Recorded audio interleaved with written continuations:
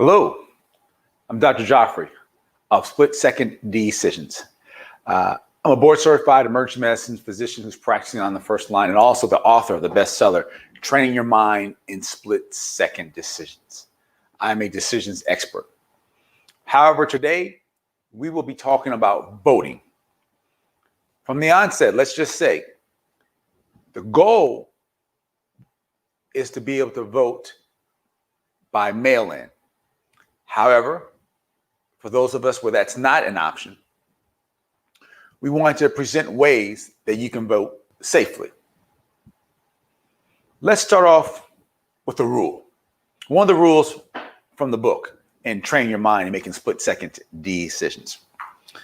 One of the rules is it's called no decision is a decision, meaning if you fail to make a decision, or if you choose to make a decision, then that's a decision in and of itself. You must decide, if you have to go vote, you must decide that you're going to assume that anyone you come in contact with is COVID positive. Pause. It's okay. The reason why you're going to assume that is because, as we're going to find out in part 2, it will force you, it will train your mind into taking the right steps and doing the right steps. But let's start off with an understanding. And some of this information is going to appear elementary to some. But what I've noticed is, because the virus has been around for so long, and because there's a lot of misinformation out there, many people still may be missing basic concepts. In preparation for the first part of this, we're going to spend a quick moment in understanding the virus and how it's transmitted. Real quick, the name of the virus is called SARS-CoV-2. Okay. The name of the disease it causes is called COVID-19. Now let's talk about how it is mainly transmitted. How it's mainly transmitted. It's obviously from my respiratory droplets. But just in terms of how are those respiratory droplets transmitted? Well, if you are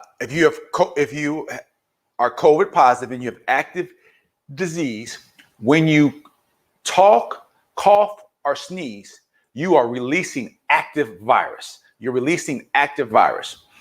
There are two main determinants of when someone is exposed to the virus, if they get the disease or not.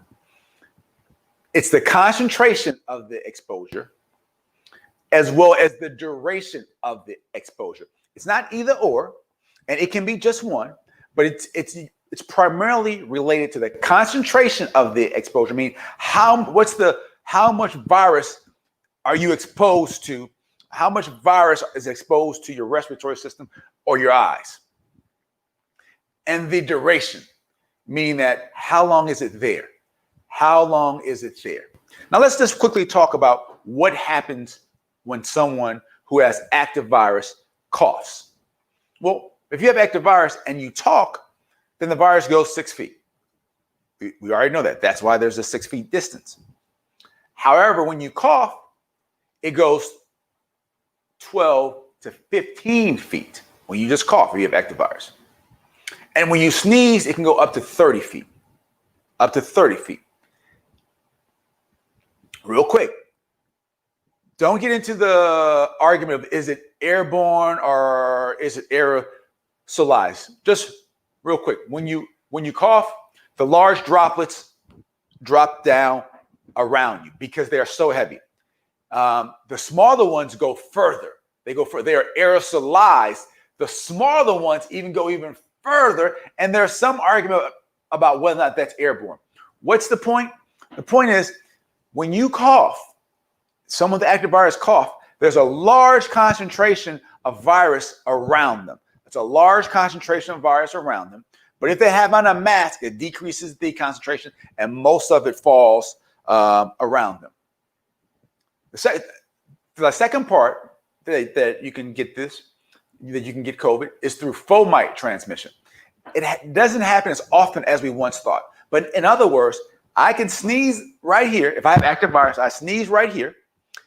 touch here, and then if I touch my mouth, I can technically get the virus then. Just real quick, when you sneeze here, the longer the virus is here, the less active it is. But that's the main reason behind they recommend either wearing gloves or constantly washing your hands. With this as the backdrop, and again, I purposely wanted to make this short. With this as a backdrop, there is a way that we can vote safely. Again, there is a way that we can vote safely. What I've included in this talk is just access to the toolkit that I've been giving out from the first of the year. It just gives you COVID information, COVID advice, and I put it in the link here. And this is not necessarily just related to like voting. It gives you overall COVID advice.